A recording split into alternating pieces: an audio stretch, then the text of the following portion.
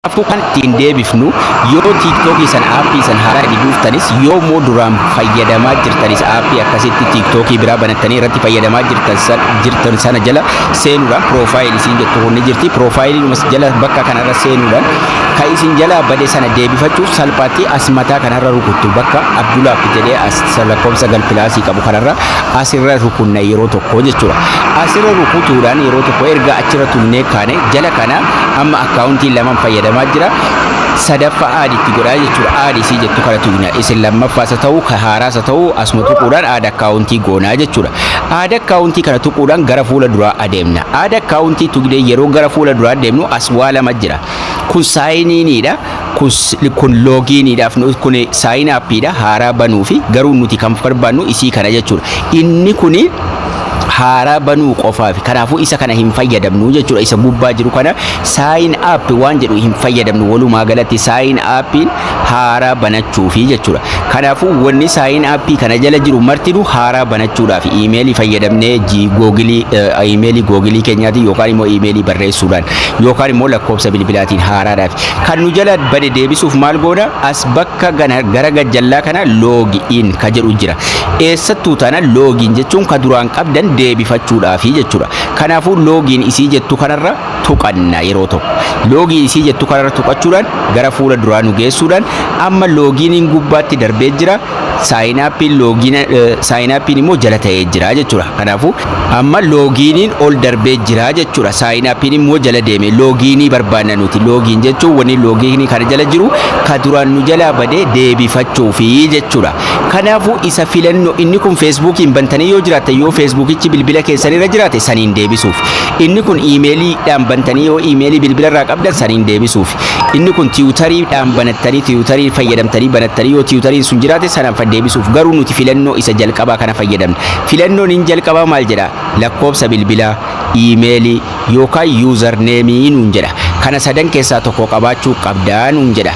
Waa tokko isinitti agarsiisu lakkoofsicha irraanfattan emailii irraanfattan yoo ta'e username ni beekna. Akkamitti beekuu dandeenya? Gara TikTokitti deebi'uudhaan al takka isinitti agarsiisu waa takka. TikTok irra seenuudhaan as bakka sarchii kana irratti TikTok irra erga seentanii booda bakka sarchii kana irratti TikTok keessan kabade sana sarchii gootu itti barreessitanii jechuudha. Fakkeenyaaf an AK Oromiyaa waan jedhamuun na jalaa bade AK Oromiyaa jedheen sarchii godhaa jechuudha.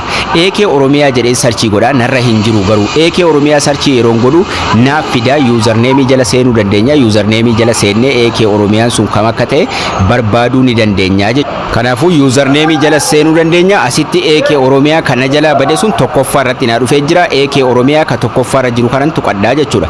Yeroo tuqadhee gara fuula duraa deemu AK Oromiyaa kana haala kanaan fidee naaf baasa. Haala kana yeroo fidee nuuf baasu maal goona as jala username ni jirti yookaan immoo kan nuti ittiin TikTokii bananne username keenya mallattoo aatiitiin kan jalqabdu as jirti. Isii kana koopii godhanna isii kana fayyadamna AK Oromiyaa. Okay. Kanaafuu kanan fudhee deemaa jechuudha. Kana ergan fudhee dhufee garamiin deema gara kanan dhufaa jechuudha. Phone email username ka jedhu kanarran irra tuquun irra seenna. Yeroo asirra seenne mata duree lama qaba as jalatti. Tokko mata duree lakkoofsa bilbilaa itti galfannee deebifannu jira. Inni kaan immoo mata duree emailii fi username itti galfannee deebifannu jira. Kanaafuu garam deemna gara mata duree isa kanaa deemna jechuudha. Yoo lakkoofsa bilbilaa san beektan lakkoofsa sana asirratti barreeffattu. Emailii fi username yoo beektan isa kana fayyadamtu jechuudha. Kanaafuu mata duree isa kana jala seenuudhaan asirratti maal barreeffanna mallattoo aatiitiin ka jalqabdu AK Oromiyaa san asirratti katabaa jechuudha. Oromiyaa san asirratti katabaa jechuudha. Asirratti katabuun amma TikTokii keenya maal akka ta'e ni beekna. Username isaa itti galfannee jirra. Continue ka jettu kana irra tuqannaa jechuudha. Continue kana tuyna. Continue yeroo tuynu paaswordii ittiin TikTokii banattan sana paaswordii san isin gaafata. Paaswordii san bakka kanarratti katabdu itti barreessitu jechuudha. Paaswordii san bakka kanatti katabanna. Paaswordii san dagachuu hin qabdu. Paaswordii asirratti barreeffadha.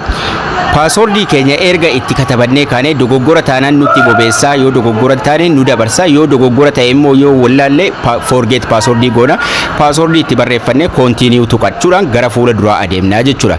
Continue tuqannee gara fuula duraatti yeroo nu dabarsu kallattiidhumaan eessa nu geessa gara TikTokii keenyaatti nu deebisa jechuudha. Amma asirraa akkuma arginu profaayilii kiyya tuqeen gara profaayilii kiyyaatti deebi'a. TikTokiin kiyya dhufeennaaf deebi'ee idiitiin ni jira, viidiyoo maxxanfachuu wanni martinuu amma ni danda'a jechuudha. AK Oromiyaa isii jettu aatii kanaan isii jirtu san fayyadamne TikTokii nu jalaa bade sana osoo iimeelii nu barbaachisin, osoo lakkoofsa bilbilaa nu barbaachisin waan bade sana deebifachuu dandeenya jechuudha. So karaa salphaa ta'een haala kanaan TikTok akkaawuntii isin jalaa bade bilbilarraa isin jalaa bade osoo homa takkaa hin rakkatin akkaawuntii san salphaadhumatti deebifachuu dandeessuun isiniin jira. Barnoonni keenyas kana fakkaata. Akka irraa barattan abdii guddaan qaba. Chaanaaliin kun haaraya, sabskraayibii, laayikii, sheerii hiriyoota keessaniif gochuudhaan haga barnoota kutaa ittaanu walitti deebinutti turtii gaarii nagayaan tura.